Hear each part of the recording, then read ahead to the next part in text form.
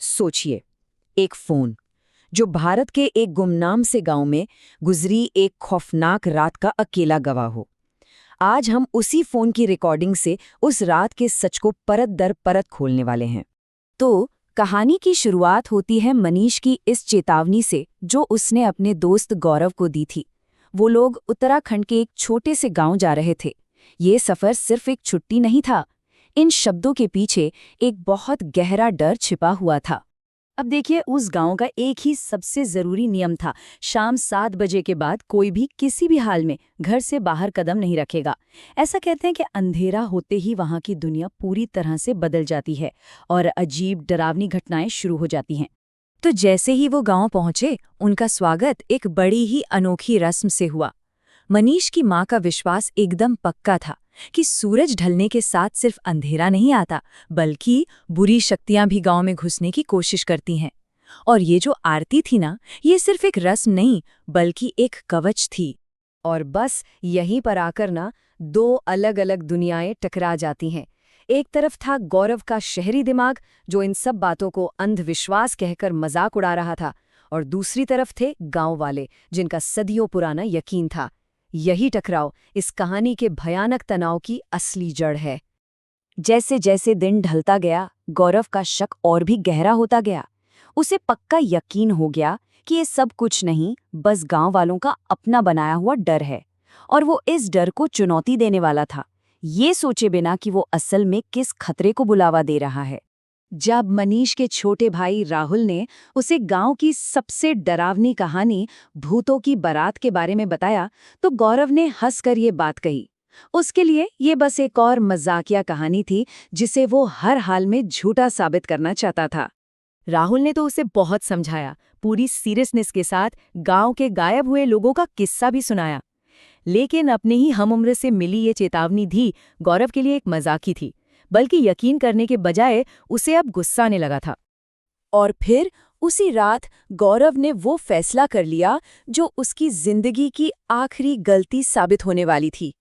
Washroom जाने के बहाने से उसने गांव के सबसे बड़े नियम को तोड़ने की ठान ली, और उसका प्लान था अपने फोन से वीडियो बनाकर इस अंधविश्वास का पर्दाफाश करना।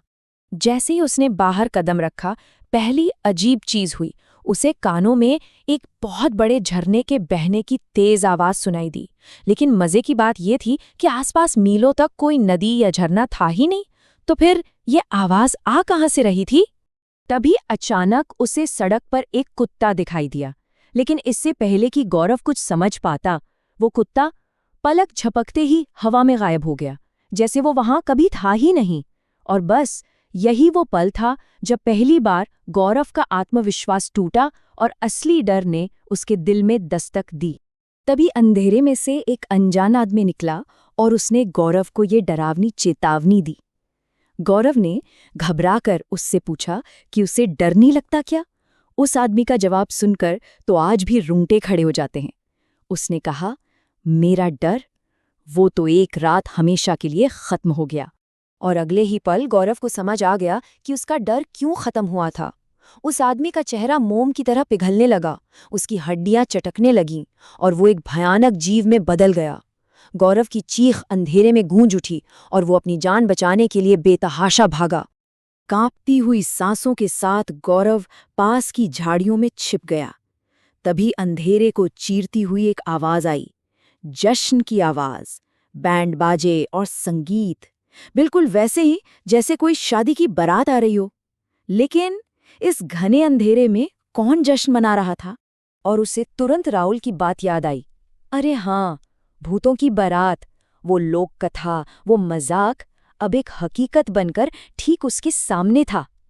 उसका खून जैसे जम गया था, पर वो हिलने की हिम्मत नहीं कर सका। झाड़ियां ही अब उसका एकमात्र सहारा थीं। जब गौरव ने हिम्मत करके झाड़ियों से बाहर झांका, तो जो मंजर उसने देखा वो किसी भी बुरे सपने से कहीं ज्यादा भयानक था। बारात में शामिल लोग इंसान थे ही नहीं। उनके फटे हुए चेहरे, बाहर निकली हुई आंखें और पीछे की तरफ मुड़े हुए पैर, हर एक का रूप खौफनाक था। और फिर वही हुआ जिसका उसे सबसे ज्यादा डर था। उसे देख लिया गया था। बारात में से एक आकृति का सिर घूमा और उसकी आंखें सीधा गौरव से मिली। वो आखिरी चीज थी जो गौरव ने देखी। अपनी चीख के साथ वो वहीं बेहोश हो गया। खैर, वो खौफनाक रात गुजरी और सुबह हुई। जब मनीष के घरवाले उठे तो उन्होंने देखा कि गौरव अपने कमरे में नहीं है। वो घर में कहीं नहीं था। घबराकर सबने उसे ढूंढना शुरू किया और कुछ ही देर बाद गांव वालों को वो मिला जिसकी कोई कल्पना भी नहीं कर सकता था। गौरव का शरीर उन्हीं झाड़ियों के पास एक पेड़ से लटका हुआ मिला। उसके शरीर की हालत देखकर हर किसी की रूह कांप गई। आंखें गायब थीं, हाथ पैर पीछे की तरफ मुड़े हुए थे। बिल्कुल वैसा ही रूप जैसा रात में दिखे उन बारातियों का था।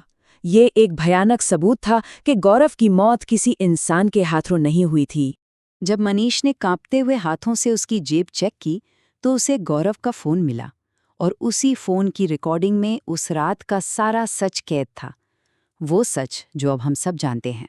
तो ये कहानी सिर्फ गौरव की मौत पर खत्म नहीं होती। ये एक चेतावनी है। ये एक सवाल छोड़ जाती है कि क्या कुछ मान्यताएं जिन्हें हम बस अंधविश्वास मानकर हंस देते हैं, वो असल में किसी ऐसी गहरी और अनजानी सच्चाई पर टिकी हैं जिसे नज़रअंदाज करना मौत को दावत देने जैसा है।